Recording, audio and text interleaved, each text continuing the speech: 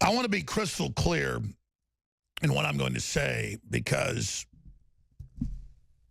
the media and people inside government agencies and things will spin this, and they've already been spinning it, that I'm trying to influence the White House or I'm trying to be part of the king's court and all the court intrigue, and that, you know, I'm trying to get in at the trough. I want nothing from Fox News. They offered me 3 TV shows on record. I want nothing from the White House but my country back. I want taxes cut. I want our borders controlled. I want to not have radical Islamists brought in to colonize us, as they're admitting in the news in Europe and the U.S. is the admitted plan now. I want to live in a free country. I want the Second Amendment. I want the Fourth Amendment back. I don't want a giant spy grid pointed at the people. I don't want a technocracy. I don't want to be censored by Google, Facebook, and all the rest of it. And I'm standing up for the American way of life. I'm not in people's businesses. I don't have an entourage. I don't want to be one of these politicos who's trying to be somebody, because I am somebody. I'm an American, and I'm a Christian, and I'm a Texan. I can't stand the intrigue and the Ivanka stuff and the Jared Kushners and I don't mean I can't stand those people. I mean just all the infighting and the Stephen Bannon stuff and just all of this intrigue and the generals and the rest of it, because it's a distraction from what we're trying to do to restore the republic and have some basic prosperity. But it's because Trump's a real president and really making decisions and isn't a puppet, the first time in a long time, that you see the massive intrigue and the attempt to cut him off. It's not that he's perfect, he's far from it, but he is not out to get the American people. He's not trying to shut down the economy so he can consolidate it. He's from a service-based economy where a booming economy helps him. And that's why they hate him. That's why the Republican establishment, the Democratic establishment, all of them, he is a pragmatist. He is a populist. And Stephen Bannon's right. You're going to have an Americana populism, or you're going to have a globalist Mao Zedong style populism. We got to fix the country, or it's going to fall to the scourge of leftist, communist, socialist garbage that brought down Venezuela. It was as rich as the U.S. 50 years ago. That brought down Argentina, as rich as us 50 years ago. That brought down countless nations. Now, for the rest of the hour, Roger Stone joins us. We're going to skip this break so we have more time, with bombshell information that I separately have confirmed from other sources that we've been sitting on for months as it developed with horror, not knowing how to respond, not knowing which faction was the best to support to help the president get his agenda through. And you've got to weigh each issue. I don't want to raise the debt limit. But if they want to lower us at Moody's and Standard & Poor's and others, they've never lowered our debt rating before. But if Trump did it, they were going to do it. And the big banks were planning a big downturn and planning to blame it on him, like 1929 smooth haulings on the protectionist and killing the recovery. They're trying with everything they can with Obamacare in place and blocking tax cuts and all of it. And big banks saying, oh, we're going to go under. So he did the right thing there, going around the do-nothing establishment blue bloods that want to dictate to him that they're all powerful, and Mitch McConnell wouldn't return the president's call. But that arrogance comes from what you're about to hear. I'm not McMaster's enemy. I'm not Kelly's enemy, who I know his son died in Iraq. I'm not Mattis's enemy. I trust the president to try to put people around him so that he knows other deep state wants to kill him. Early on, I liked the appointment of these generals. But the facts, not from Stone, not from other sources I've got, but from what I see in the news with McMaster and Secretary of State running down the president on Fox News, saying the opposite of what the president says, that's not Machiavellian behavior. That's them scared of the pressure, scared of having people yell at them at restaurants, scared of what I've gone through, coffee dumped on me, people attacking me. These people are a bunch of social climbers rolling over to the mob pressure. When we're winning, when we're restoring the republic, these are people acting politically cowardly, two-faced, and it's the wrong message, and it's dangerous. So I'm going to give Roger Stone the floor. We're skipping this break. And the next 15 minutes, he's going to have exactly 15 minutes. I want him to lay out the entire raft of information that I can separately confirm almost all of from other sources, and I'm just sitting here not even knowing what to do, because I don't just want the big story. Hell, I don't ever lie to the public, but sometimes I omit. I didn't even show all the black looting and stuff that we had video of in Houston or that we had video of in this latest hurricane in Florida until the media said I was promoting racism and saying blacks were looting. I never even said that. So here it is actually happening. They want to create division, and then again, it shows how deceptive they are. I want unity. They're the ones pushing racism and garbage. So Roger Stone's got the floor, 15 minutes. Just go ahead and lay it out, Roger. Thank you, Alex. I can now follow up on a report that I first brought to the public surface on our news show, The War Room, several days ago with Owen Scheuer. And that regards a gentleman named Keith Schiller. Now, most folks would recognize Keith Schiller because in almost every picture of the president or video, you see a tall, muscular man in middle age standing near the president, as Keith Schiller has been what in politics we call the body man for as long as I can remember. A former New York Police Department veteran, Keith Schiller is the last man Donald Trump speaks to at night, the first man that he speaks to in the morning. He has always had the president's back, and he now has the title of Director of White House Operations, a job that was essentially created for him so that he could continue to render service to the president. Several media outlets reported last week that Schiller was leaving the White House employ and returning to New York. Given Keith Schiller's deep personal devotion to the president and his commitment to the Trump agenda, this made very little sense to me. We were told that Schiller was leaving for financial reasons, also that he had some personal reasons that were domestic in nature, evidently going through a divorce. Keith Schiller is not the kind of man, Alex, who would turn his back on a mission, and he is personally very deeply devoted to the president. It can now be fully revealed that Schiller clashed with General Kelly over his own access to the president, that Kelly demanded that Schiller could not see or communicate with the president without his prior express approval, and that he needed to know the subject and matter at hand, and further, on those occasions in which Schiller was allowed to see the president, he had to file a written report afterwards to tell General Kelly what was discussed. Schiller, being his own man, refused to agree, and a showdown was scheduled with the president. Ultimately, Kelly threatened to resign as the White House chief of staff if Schiller stayed. And being the consummate professional, Schiller has withdrawn. What is shocking me is that the president is allowing him to withdraw. This is why I have said repeatedly that the president's physical safety is a paramount concern of mine. Keith Schiller is a patriot.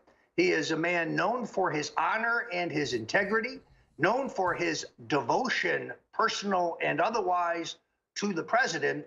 And the fact that he is leaving is extremely ominous. You told me privately months ago that he was the canary in the coal mine and that they were really trying to get Schiller then.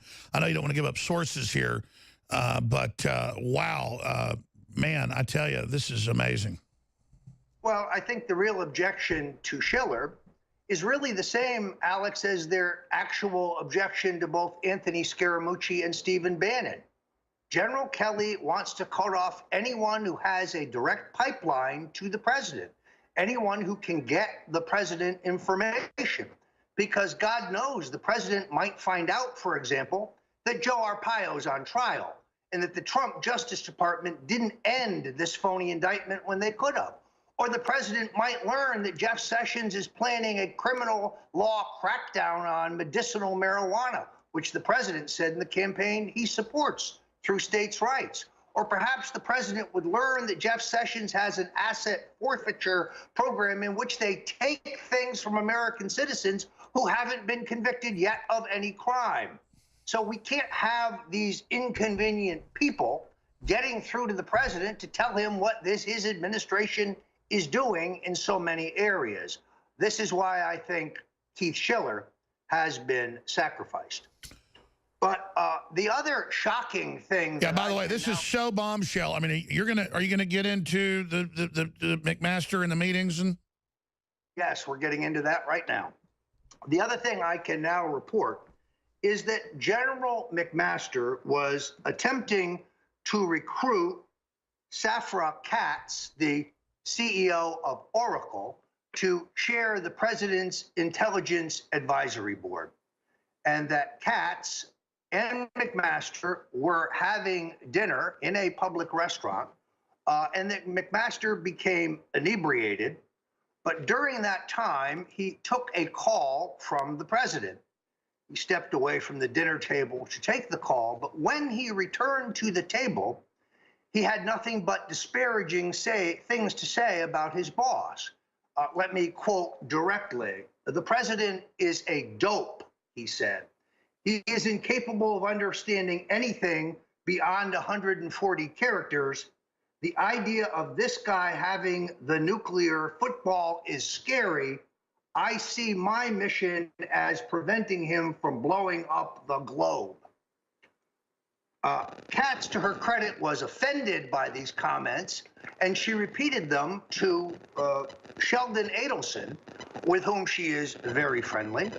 Adelson being the billionaire Nevada businessman who is a good personal friend of the president and an important supporter in his election.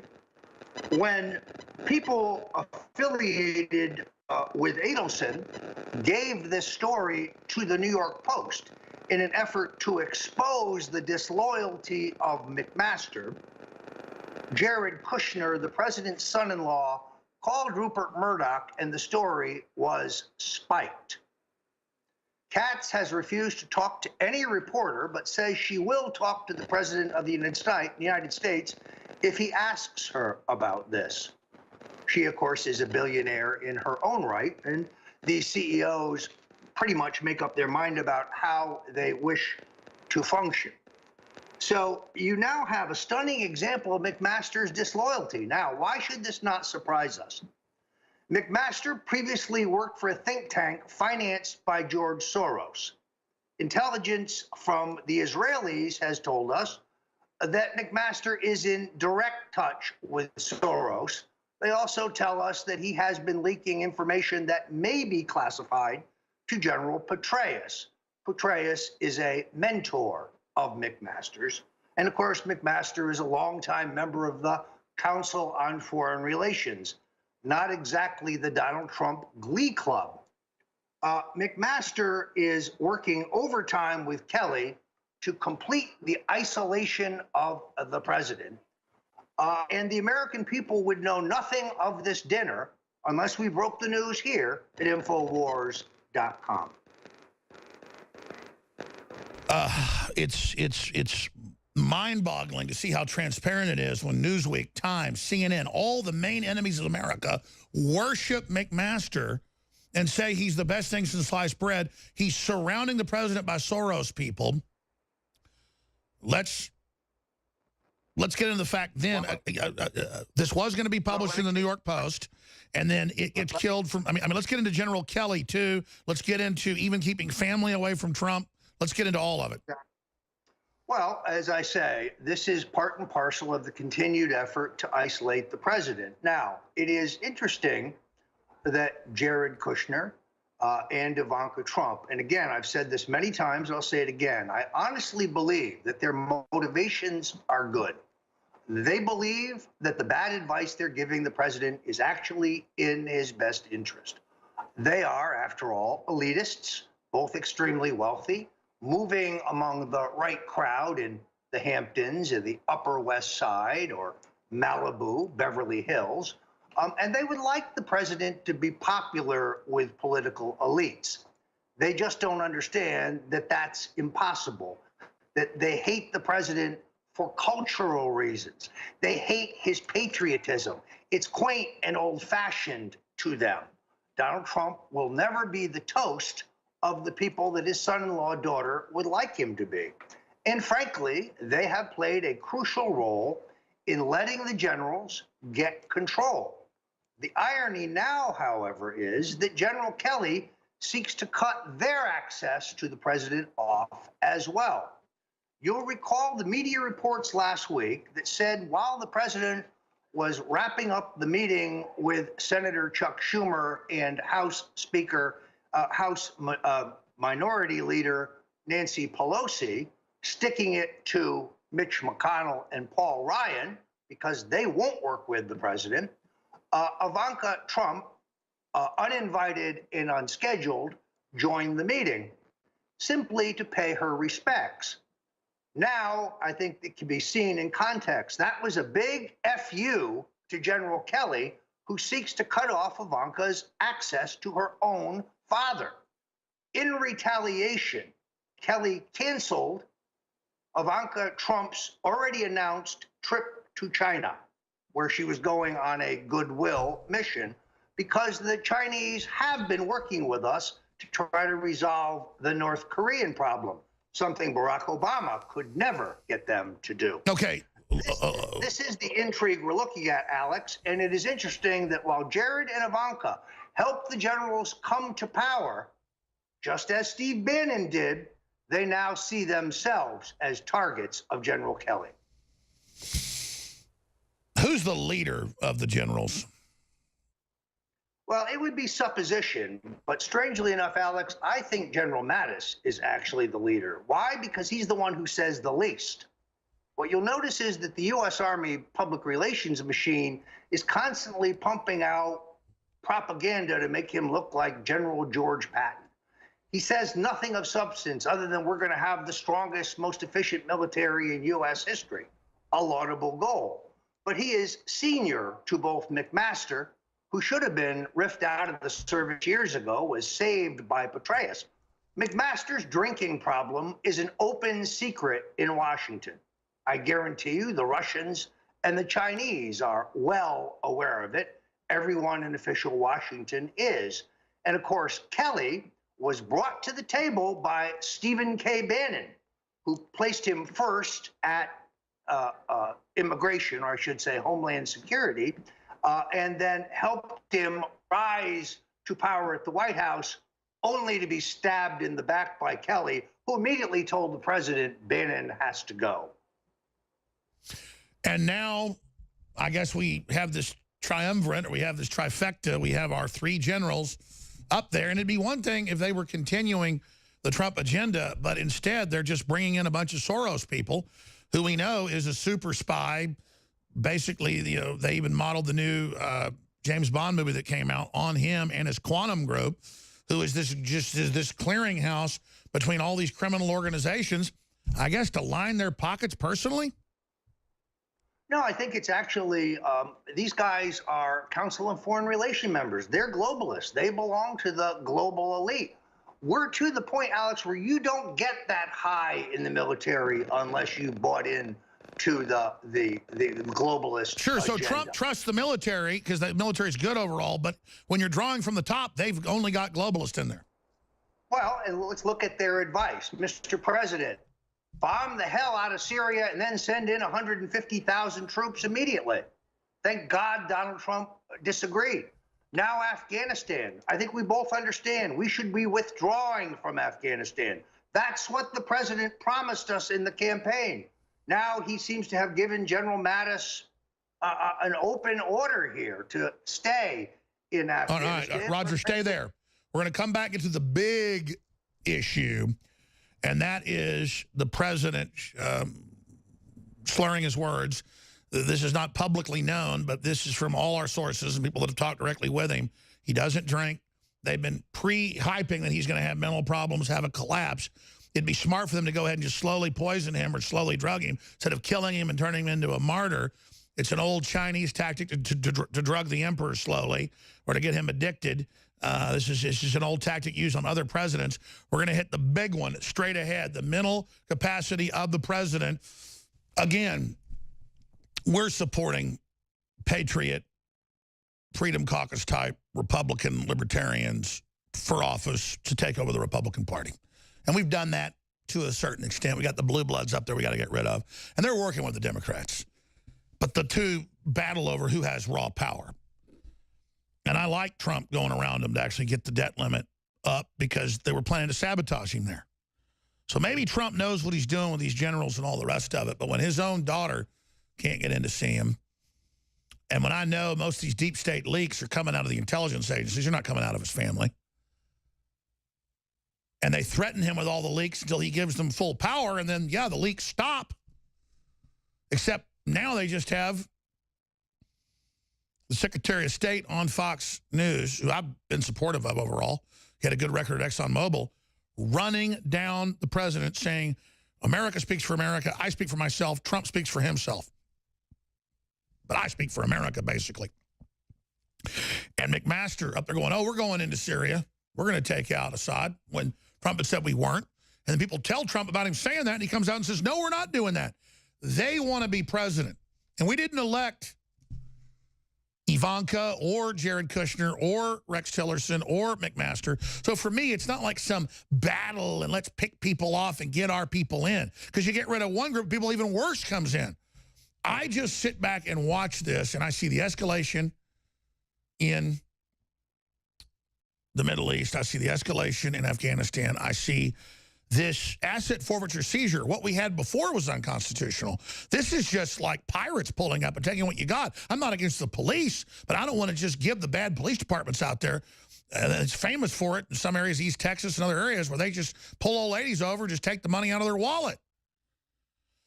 I like Jeff Sessions wanting us to have a border and sovereignty, but it's a dying issue, a failing issue to give people 5 years in jail for marijuana. And by the way, I don't like marijuana. Roger likes it. I don't like, it makes me paranoid. And I know it's weaponized and super strong now, but you decriminalize it to not make it all sexy and cool. I know it's got a lot of medical uses, and you know it's a great plant overall, but it can be misused. But so can alcohol. We're not going to lock folks up for, drinking too much vodka, are we? Or a lot of us would be in jail. So we see some bad things starting to come. And the more he gets sequestered, the more bad stuff we see. But we see some good things as well. We saw the unity in the hurricane, all of it. But Roger Stone, I've studied history as you've done, and I've studied the Chinese, I've studied the British, I've studied the Norman, I've studied it. And something they would do is start putting a little bit of poison in the king's food, or a little bit of poison in people's food they wanted to get rid of so they'd act crazy, or tire them out, or start putting a little bit of a sedative in their Diet Coke, just a little bit, until suddenly they want the Diet Coke but don't know why, and are sleepy at night and suddenly don't have as much energy. This happened to Ronald Reagan. Then he got shot. Then he was given cold blood transfusion, causing some brain damage. Then they'd kind of keep him drugged up and then kind of wind him up and bring him back out. Kennedy, it was totally admitted. The Nazi doctors controlled Hitler.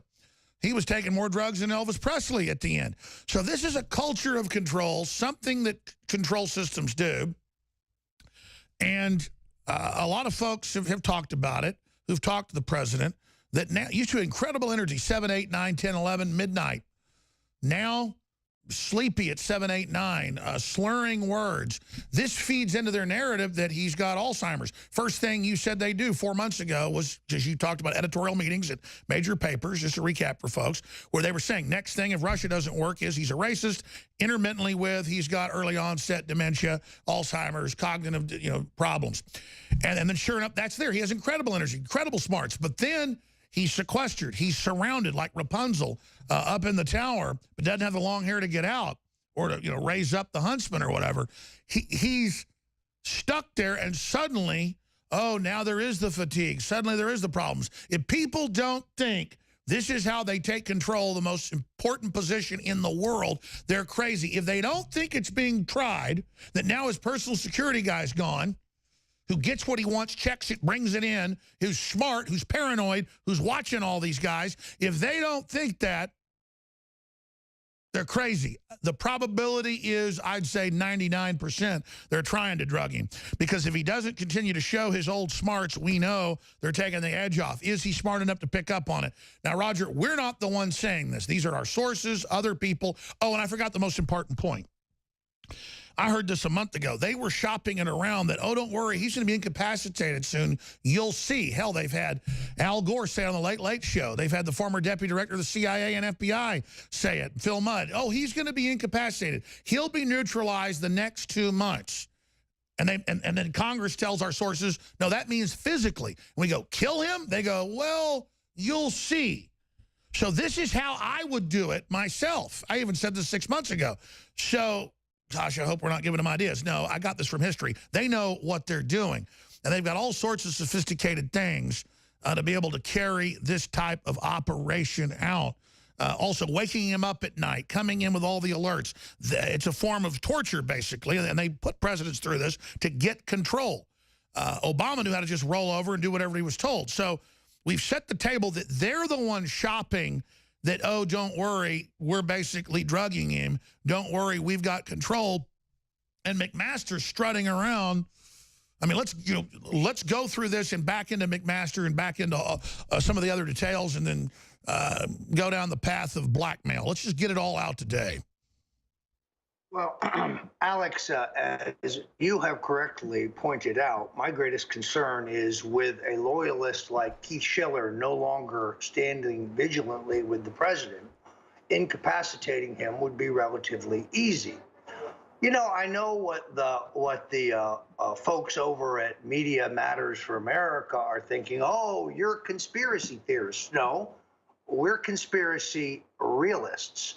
We know from the Church Committee hearings in the 70s that the Central Intelligence Agency has a drug which can induce a heart attack, but which will not be detected in an average autopsy unless you were looking for it. Donald Trump poses the greatest single threat to the globalist clique, to the trilateralist neocon duopoly that has run the country and our foreign policy into the ground. And if they cannot co-opt him, it is not unrealistic or irresponsible or crazy to think that they would remove him. They removed John F. Kennedy for exactly this reason. They removed Richard Nixon, although he made it easy, for exactly this reason. And they are not in any way morally above removing this president. There was a cover story, I think it was in Time, just a few weeks ago, trying to make the case that the president is lazy. I've known him 40 years. He is one of the hardest working men I know. His mind is always working. He's always working the phones. He's always jotting down notes to himself. This is a guy who, even when he's trying to have recreation, trying to play golf, he's still taking business phone calls. Sure, and let's stop right there. They introduced this idea. You were told it from high-level editorial meetings that your sources were in. It then manifests, and let's be clear.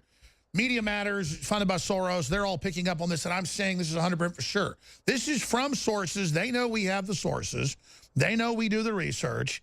And I'm doing this to warn the president that he needs to have a third-party doctor, not the Pentagon doctor or whoever. He needs to have his blood tested. He's smart, and he does. And again, Roger, I know you don't want to give up sources, but, I mean, the president is definitely... By what time, when people are talking to him, at what times is he slurring his words? He's slurring his words on various times, and that's what's concerning. Let's be very clear. I have a source at the New York Times, a reporter who expressed to me a concern that in a conversation they had on the phone with the president, that he was slurring his words. The president does not drink. The president most certainly does not do drugs. The president is sharp as a tack. Now, let's give some credibility to let me stop you. Let me stop you. When I've had conversations with him, it's like he's speaking like an actor. It's so precise and so smooth that exactly. Then you hear he's slurring his words. It's like, whoa. Well, now, in the president's defense, could he be exhausted? Yeah, he works very hard for the country. He is passionate about his desire for an economic revival, for a boom. He said it to me. Wait and see. You'll see. When I get my 15% tax rate, this economy is going to cook like nothing you've ever seen. It'll be the greatest advance in job creation this country's ever seen. He is deeply committed and passionate about this. But I have now heard, not from one, but two different sources, that he seemed disoriented and was slurring his speech in conversations. To me, this is a tip-off that he may be being medicated. Is General Kelly above this? No. In the New York Times and the Washington Post of last week, I was quoted as saying, Kelly ultimately will fail in his attempt to isolate the president. That's because the Donald Trump I know is his own man. He's not going to be told who he can see and who he can't see, who he can talk to and who he can't talk to, what he can read and what he cannot read, where he can go and where he cannot go. He simply won't be controlled, managed, handled. It's not his style. I want to get back to the drugging, Kelly, but let's talk about Keith Schiller, his longtime, basically chief of staff, bodyguard, confidant, best friend. Trump is saying he's, quote, crushed. And again, the pressure they put on your family behind the scenes, the things they do, he then resigns. Trump says it's in the news. He can't believe it. I guess trying to get Schiller back. I don't want to get into inside baseball, but obviously they know who Schiller's talking to, Roger, and they got all our phones tapped. So the point is that we're not just pulling this out of the air. I can't get into, I don't know how much we can say, but this is, I don't know what they can do to make Schiller do this. So I hope a certain person we know gets on the phone with Schiller very quickly, because somebody I know has his phone number and talks to him. But then that person never wants to reveal. But let's be very clear. Keith Schiller is a very discreet guy, and he protects the president's discretion. My source on why Schiller is leaving is not Keith Schiller. Let me make that as clear as I No, you had folks that were in the meeting, but I know, because I have it from separate sources. Then tell folks specifically some of the things. I mean, how much can we get in without giving up the sources? Because people need to know what happened when Ivanka came in, when Schumer was there, and Pelosi. I mean, there's just all of this. It's incredible. It's just incredible. And now they are, almost all the sources are chopped off. He's almost completely isolated. That's why we're dumping all this now. Well, that's exactly right. The curtain is coming down, and it puts the president in great danger, and it puts the country in great danger. Because really what's happened, and you touched on this, Alex, is the U.S. Justice Department, there's only one Trump guy there, Sessions. Everybody below him works for Barack Obama, and they are keeping the U.S. attorneys in place. In New York State, they've let Chuck Schumer name the U.S. attorneys in New York and Albany. That is insanity. At the State Department, Condoleezza Rice has kept the Obama and Soros people intact. And their response to Trump sharing power is to say they want him dead, and that his supporters are all rapists and Nazis. They're coming for all of us because they know we're winning. This is total war. What do we do? Well, it's essential that the president not be allowed to be isolated. It is essential that those who can break through to him and tell him what's really going on continue to do so. The president would not have pardoned Joe Arpaio if he didn't learn through InfoWars that the Justice Department was trying to railroad Arpaio. Well, they're threatening everybody. I mean, I know they're threatening Drudge. I know they're threatening everybody to not have any of us work together so they can isolate us and pick us all off. We're winning the culture war. The listeners have to know, though, the censorship, the attacks, the demonization, it's all going into high gear, but we're having victories. When Trump goes with his instinct and says Antifa's evil and bad, his numbers go up. Then 3 weeks later, the Democrats have to admit it's true. Again, this mindlessness where if you say Antifa's bad, but the white supremacists are bad, you're defending white supremacists. No, you're not. It's like saying Joe Stalin was bad and so was Hitler. They're both bad. Jeffrey Dahmer and John Wayne Gacy were both bad. If you say they're both bad, it doesn't say the other one's okay. Well, not only that, but when I suggested that General Kelly's attempts to isolate the president would fail, Kelly went to the president and told him that he was forbidden from ever speaking to Roger Stone again. Hey, General Kelly, fat chance on that one. I'm just warming up on you, friend, because you don't support the Trump agenda. You are not loyal. Everything I have said here today is out of loyalty to the president and his worldview. We elected Donald Trump. Let Trump be Trump. That's the point of this. You won't have foreign wars. You won't have... And by the way, Cernovich and Posobiec broke, and they blew his cover, it's naval intelligence. Oh, they're like, we're pulling his security clearance because the president likes him. Oh, the president likes somebody in naval intelligence, they get kicked out. It's like he's the enemy, and I mean, it's so crazy. And what do you make of Rex Tillerson? I mean, why would Rex Tillerson go on Fox News and badmouth the president? I mean, these people. Rex Tillerson's worried about life after Trump. Rex Tillerson's got one foot out the door already. He doesn't like this job. He doesn't want this job. In fact, he's abrogated the job to Condoleezza Rice. Rex Tillerson, who I think's a good man, is running nothing. Well, let me tell you what's happening. That's it. They're being bullied. Their wives are being messed with. They're being sped at. They're being attacked like me and Roger do, physically on the street. And so they're cracking under it. That's fine. Leave. We want to save the country. I don't want contracts. I don't want jobs. I could have sold out 100 times, been bigger than Rush Limbaugh on terrestrial radio. I really believe in something. And they call that mentally ill. And they call Trump mentally ill. That I really do want to have sovereignty. I really do want to cut taxes. I really do want to defend Christianity. I really do not want to give over to Islam. And I'm not going to stop. They have to know that we're going to win. This is about the Trump agenda. Alex, I could make an enormous amount of money today by hanging up a shingle and becoming a lobbyist to lobby the Trump No, you used to make $10 million a year doing it. You got more offers now than ever. I refuse to do it because it would cloud my judgment and it would be a conflict. I'm in favor of the success of the Trump presidency. By the way, did you not notice that one thing media gets right is Trump really believes in what he's saying. He really has gotten rid of all the lobbyists. And then they go, isn't he horrible? I mean, he really is doing the right thing. Well, stay right there. Let's just come back. Stay there, Roger Stone. Skip the break. Go ahead, Roger. Let's face it, Alex. If the president announced tomorrow that he had found a cure for cancer, the headline in the Washington Post would be, Trump puts doctors out of work. They won't give this guy a break. We have 1 million new jobs. It's actually 1.6 million, Roger. Okay, we have the stock market at a record high. He has cut regulations that kill jobs to the bone. He has the Chinese working with him to try to contain this lunatic in North Korea, but they won't give the president any credit. It is unlike anything that I have ever seen. And the military has crushed ISIS. They're not even in 2 major cities now. They're just hiding out in a few caves. We're now to the point where we know, as Owen Schiller reported, that ISIS is buying uranium in Somalia. Or I should say they have obtained uranium, and they're selling it to the Iranians in violation of the Iranian deal that Obama made. And obviously North Korea, in fact, let me just say something here. You and Cernovich are co-hosting with Owen.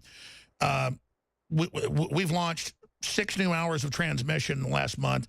I haven't even done the liners yet professionally for you guys, so I just want to make this clear. It's Owen Schroyer, it's Roger Stone, it's Mike Cernovich.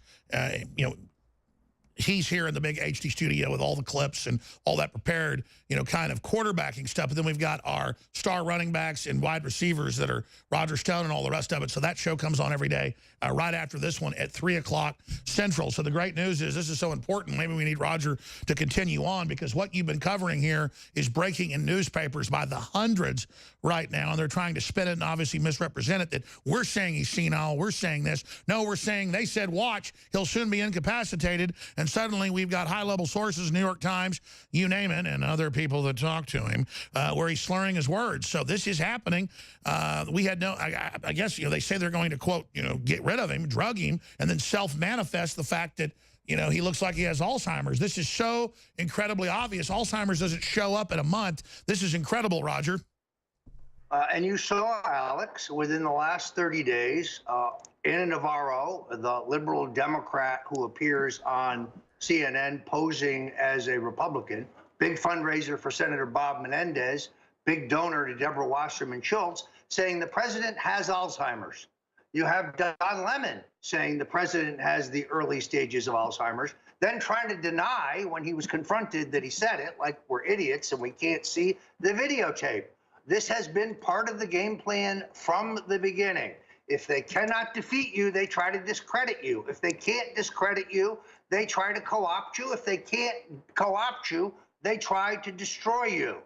They have been unable to completely co-opt the president, although they keep trying. Afghanistan's, that decision was, I think, an ominous sign, as opposed to Syria, where the president did the right thing. They said, Mr. President, you must send 150 troops immediately. And he said, no way. And Roger, let's be clear. Roger, let's be clear. Way back in whenever it was, like 4 months ago, when you said next thing will be early onset dementia, all this, you had that from sources, it all came true. The media's gone from saying we're making up sources to admitting we have them and admitting they've got to cut us off. Headlines all over the news. InfoWars banned at the White House 3 weeks after Jack Posobiec broke that news here. So this is going on. This is happening. And it just shows that Trump is a good man. Doesn't mean he's perfect. Nobody is. But that's why they hate him so much. And I just don't get the political class. Why don't they just get out of the way, let America basically take over globalism, but use it to empower people and free market and then disintegrate it? We'll still have global trade, but not the global system of overriding nations, attacking Christianity, exporting Islam everywhere, sexualizing kids, turning everything over to these nihilistic people. I mean, it's a survival thing. Why do they want to override anything strong, anything good, and blow it up? Why do they have such a hard-on for America? Why do the globalists want to destroy the average working person? Why are they such you-know-whats? Because it is cultural hatred for what Trump is and what he believes. They think American patriotism is outdated. You guys don't understand. It's a new world. No, it isn't. We are still the same country we have ever been. And we're badass. And anybody who supports American sovereignty or American exceptionalism or American nationalism, well, you're a white supremacist. You're a bigot. You're a racist. No, we're not. You talk about disinformation. When the people at Media Matters for America say Bill and Hillary and the Podestas have no ties to child traffickers, they're the ones who are lying. They're the ones who are spreading. There are child traffickers convicted all around them. So, look, this isn't an epic battle. This is about Western civilization. I'm glad to see Steve Bannon outside the tent shooting in for a change. He gave us Kelly. Now he needs to go clean it up. And again, I guess Kelly and all them are creatures of the deep state. They know it's safe. It's a power trip. And even their adjuncts are like, well, we're the Republic and we're going to protect it. And, you know, and then they turn on the head. Well, if you were never in the military, then you can't even be part of this. And when these are the elites feeding on the military and actually using our best and brightest to carry this crap out. And it's just unbelievable. And it's the level of cowardice to it all. The people get in these big groups and go along with it because that's what's easy for them to never actually stand up for anything.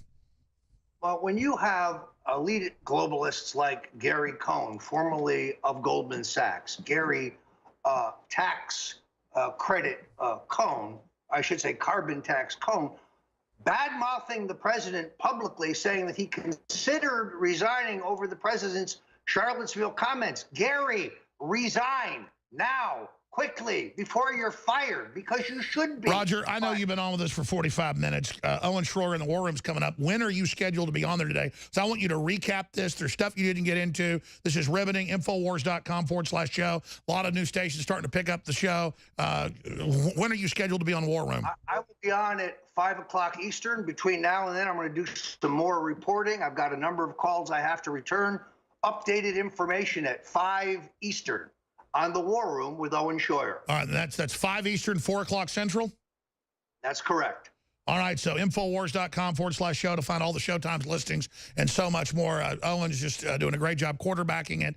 But again, it is the War Room with Roger Stone, Mike Cernovich, they didn't even bring it up, but we launched the show just with Owen because they've been so busy. We're getting it all lined up and getting them the equipment being set up. Amazing. God bless our crew. Everybody else, please financially support us. Pray for us. Great deals. Infowarsstore.com. We need your prayers, #1, because we're risking our lives doing this. Make no mistake. Great job, Roger. God bless you. We're not backing down.